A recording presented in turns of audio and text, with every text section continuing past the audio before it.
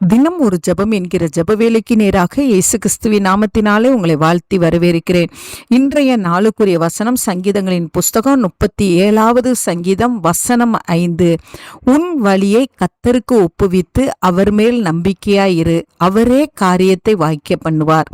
நாம் யாவரும் கண்களை மூடி தேவனை நோக்கி ஜெபிப்போம். எங்களை நேசிக்கிறதான நல்ல தகப்பனே, இந்த காலை வேலைக்காக நாங்கள் நன்றியோடு உம்மை துதிக்கிறோம் அப்பா, ஸ்தோத்தரிக்கிறோம் ஆண்டவரே. காலை தோறும் உடைய கிருபை புதிதா இருக்கிறபடினால் புதிய கிருபையினாலே கர்த்தர் இந்த நாளிலே எங்கள் மத்தியிலே நீங்க இறங்கி வந்திருக்கிறீங்கப்பா, அதற்காக ஸ்தோத்திரம் ஆண்டவரே. ஆண்டவரே, இந்த நாளிலையும் கர்த்தர் எங்களுக்கு கொடுத்த வார்த்தையின்படி ஆண்டவரே, எங்க வழியை நாங்கள் கர்த்தருக்கு ஒப்புவித்து அவர் மேல நம்பிக்கையா இருக்கும் பொழுது ஆண்டவரே, எங்களுடைய காரியங்களை நீங்க வாக்கிய பண்ணுகிற தேவன். என்னோடு கூட சேர்ந்து ஜெபிக்கிற உடைய பிள்ளைகள் ஆண்டவரே, என்ன காரியத்தை நிமித்தமாக ஆண்டவரே சோர்ந்து போய் இருக்கிறார்களோ, அவர்களால தூக்க முடியாத பாரம் போல காணப்படுகிறது என்று நினைத்து கொண்டிருக்கிறார்களோ, அந்த காரியத்தை தேவன் மீது வைத்துவிட்டு தேவன் மேல நம்பிக்கையா இருக்கிற கிருபையை தாங்க சுவாமி. விசுவாசம் உள்ளவர்களாய் இருக்க உதவி செய்யுங்க.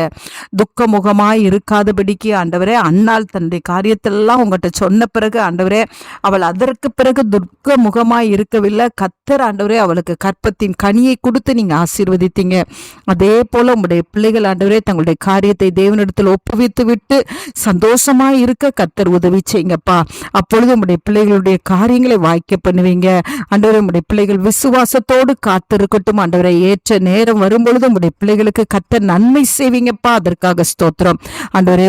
திருமண காரியமா இருந்தாலும், வேலையா இருந்தாலும், வியாபாரத்தின் காரியமா இருந்தாலும், ஊழியத்தின் காரியமா இருந்தாலும், எல்லாவற்றையும் தேவ சமூகத்திலே கொடுத்து விட்டு சந்தோஷமா இருந்து தேவ சமூகத்திலிருந்து ஆசீர்வாதத்தை பெற்றுக்கொள்ள உதவி செய்யுங்க.